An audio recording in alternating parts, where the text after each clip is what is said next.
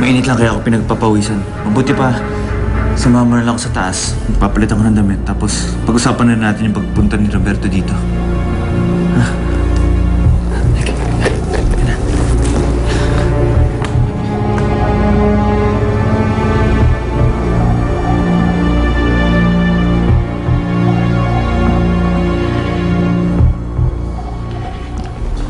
Nagkausap na kami ng papa mo. And what you told him is nonsense. Ginagawa mo pang dahilan sa candidacy mo ang pagtutok mo sa kaso ni Melissa? You know it, and I know that. Ma, sabihin niyo na yung gusto niyo sabihin, but I'm not backing out. Tutulungan ko si Melissa whether you like it or not. Then help her! Total, ginawa mo ng palusot ito sa pagiging kandidato mo. Pero anak, may pakiusap ako sa'yo. Ma, hindi ka simpleng humingi ng pabor. Pwede ba makinig ka muna sa akin bago ka magreklamo dyan?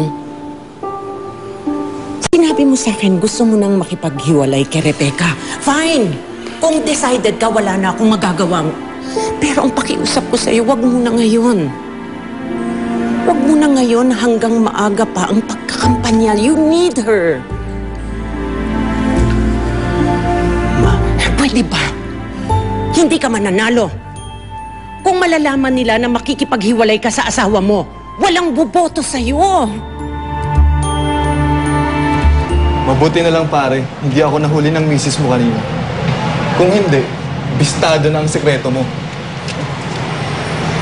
O ito. Pinasobra ako na inihiram sa akin, ha? Ayos to, pare. Don't worry, mababayaran din kita. Hindi, kahit huwag na. Huwag ka na lang magpapakita ulit sa bahay. Seryoso ka? Malaki-laki rin ito.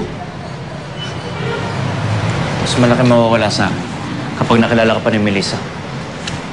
Bakit ba kasi sa dinabi-dami ng babae, sa kanya ka pa nagpatali? Mahal ko siya. Kaya ako, di nai-inlove.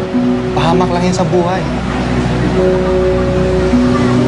Tinasiguro nila natin pagkikita. Maraming salamat, ha? Sige, pare. Makakaasa ka. Salamat ulit.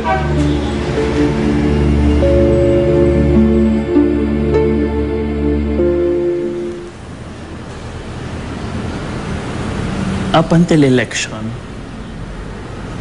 hindi ko hihiwalayin si Rebecca.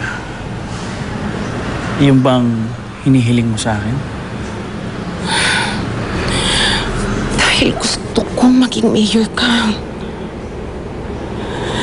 Yun lang ang pangarap ko para sa'yo.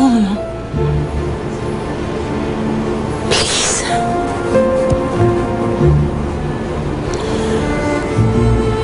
Sige ma.